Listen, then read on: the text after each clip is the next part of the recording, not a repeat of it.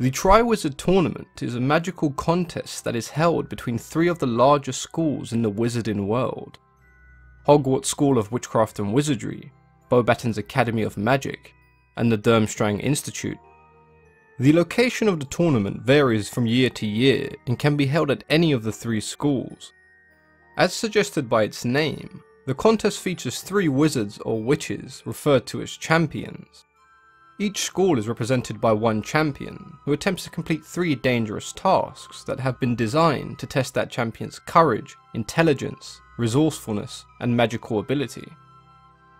Of course, the year of 1994 was an exception, as we saw Harry take part in the contest as not only an underage wizard, but as the fourth champion.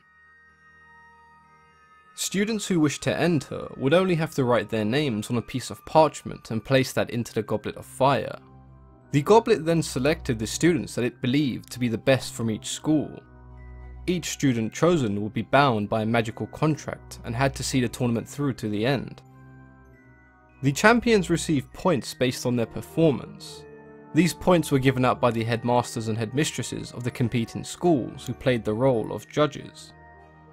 The tournament was renowned for being extremely dangerous, and over the years several champions died while competing. In the 1972 Triwizard Tournament, all three of the judges, along with multiple students, were badly injured when a task involving a cockatrice went wrong.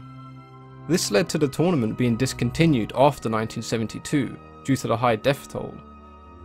The tournament was finally revived in 1994, but this time there were restrictions put in place to prevent the death of those taking part. All applicants now had to be over the age of 17 to enter.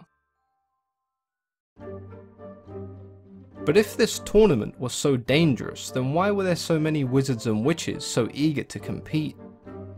There were several rewards for those who won the Triwizard Tournament. The winner does of course receive a prestigious cup, and as nice as this cup would look on a mantle somewhere, the thought of it being a potential portkey, teleporting you to a bunch of Death Eaters and Lord Voldemort, makes this award seem far less appealing. The winner also receives 1,000 gold galleons, but with one galleon equating to around 5 Muggle pounds or $6 or $7, you won't exactly be able to retire after winning the Triwizard Tournament. If you're more into fame, then as mentioned by Dumbledore himself, eternal glory is what awaits the winner of the Triwizard Tournament. This brings us to 1994 and the most recent Triwizard Tournament. On September 1st, Albus Dumbledore announced that Hogwarts would play host to the latest Triwizard Tournament. And on the 30th of October, the participating schools arrived at Hogwarts. The Beauxbatons in a large carriage carried by Abraxan horses, and those from Durmstrang in a magical ship that could travel underwater. Once the tournament and its rules had been explained, students had until the start of the Halloween feast to enter their names in the Goblet of Fire. In order to stop any underage wizards or witches from entering the tournament, there was an age line drawn around the Goblet of Fire. The champions chosen to compete were as follows: Victor Crumb from the Durmstrang Institute, Fleur Delacour of the Beauxbatons, and Cedric Diggory would be the Hogwarts champion. After a brief pause, and to the surprise of everyone, the Goblet of Fire released a fourth name: Harry Potter, just as Bertie Crouch Jr. planned. Despite the displeasure of the other schools, Hogwarts would have 2 champions representing them this year. Before the tournament could commence, each champion would have to have their wands tested to ensure that they were in working order. The wands would be examined by Garrick Ollivander, and once satisfied that all wands were in working order, the tournament could begin. The first task took place on the 24th of November, and each champion had to retrieve a golden egg that was guarded by a dragon. In order to decide which dragons they'd have to face, the champions took it in turn to pull a random miniature version of these dragons from a bag. Cedric Diggory was the first to begin the task and would face the Swedish Short Snout. With the use of a transfiguration spell, he turned a boulder into a dog in order to distract the dragon. For the most part, Cedric was successful, but whilst retrieving the egg, his face was badly burnt by the dragon. Despite his injuries, he was still able to complete the task. Fleur Delacour was second and made short work of the Commonwealth green she faced by enchanting the dragon to sleep. Victor Crumb retrieved his egg from the Chinese fireball by using a conjunctivus curse to bind the dragon.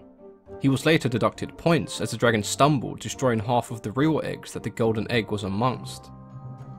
Last up was Harry, facing the Hungarian Horntail, widely regarded as the fiercest of the 4 dragons.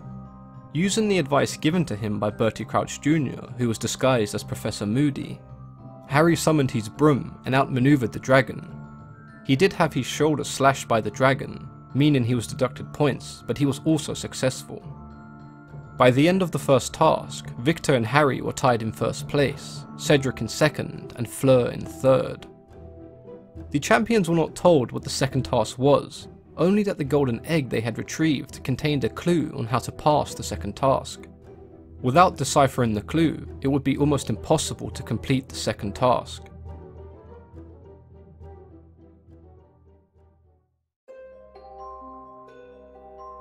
After opening the egg underwater, a verse was recited, and with a little help from Moaning Myrtle, Harry worked out that the second task involved swimming in the Black Lake.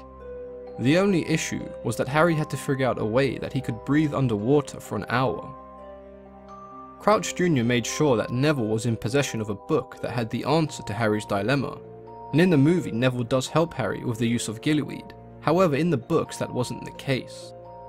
Crouch Jr., still disguised as Professor Moody, summoned the house elf Dobby, who overheard a discussion between himself and Professor McGonagall regarding gillyweed and the second task. Wanting to help his friend Harry, Dobby stole some gillyweed from Professor Snape's private potion store. On the morning of the task, Harry was awoken by Dobby, who gave him the gillyweed. All 4 champions were told that they had 1 hour to retrieve something that had been stolen from them. The gillyweed gave Harry gills, allowing him to breathe underwater, as well as webbed hands and feet.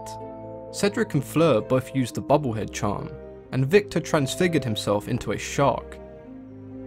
As the 4 made their way through the village of the Mer people, they discovered that it was not an item that was taken, but a person they held dear. Fleur was forced to retire after she was attacked by the Grindylows. Harry was the first to reach the village, but he was more concerned with the safety of all the other hostages as well as Ron.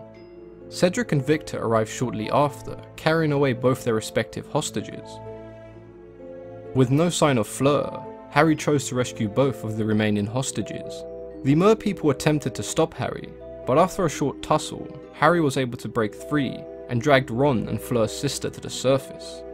Harry finished in 3rd place, but after a short discussion between the judges, he was awarded 2nd place for showing outstanding moral fibre. Harry and Cedric were now tied in 1st place, with Victor in 2nd and Fleur still in 3rd.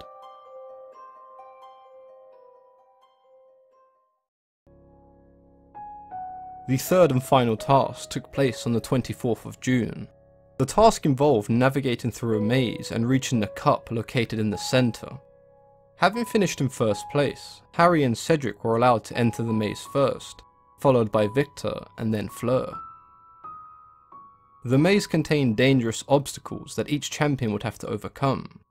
Harry encountered a boggart in the form of a Dementor, and had to deal with a golden mist that turned things upside down. Crouch Jr. made sure that Harry had a clear path to victory, stunning and immobilizing Fleur, and using the Imperious Curse on Victor to make him attack Cedric. Harry and Cedric would eventually join forces to make it through the maze, and after a brief argument over who deserved to win, they both touched the cup together. The cup was a portkey, and upon touching it both of them were transported to Little Hangleton, where Lord Voldemort and his Death Eaters awaited the arrival of Harry. They witnessed Peter Pettigrew carrying a weakened Lord Voldemort, and on his orders, Pettigrew then killed Cedric with the killing curse. After being part of the ritual that returned Lord Voldemort to his previous strength, Harry and the Dark Lord then had a short duel. Harry would eventually make it back to the cup, with Cedric's body, taking them back to Hogwarts. This Triwizard Tournament was used by Voldemort to return his body to its most powerful state, and the results were most definitely manipulated by him and his followers. After the death of Cedric Diggory, and Voldemort's return being made public, the 1994 Triwizard Tournament was the last to ever be held. The Triwizard Tournament was held 125 times, with Hogwarts winning 63 times and Beauxbatons the remaining 62. It does seem a little bit strange that in 125 attempts, Durmstrang were never able to win. I'd love to hear from you guys. Do you like the idea of the Triwizard Tournament? Or like me, do you find it a tad out of place within a school? I can see the tournament making sense and working in the wizarding world with adult wizards and witches, but it does seem unnecessarily dangerous for young students. If you'd like to see more of the Exploring Harry Potter series, then please let me know. Suggestions for future videos are always welcome. As always, I've been your host, Mythology and Fiction Explained.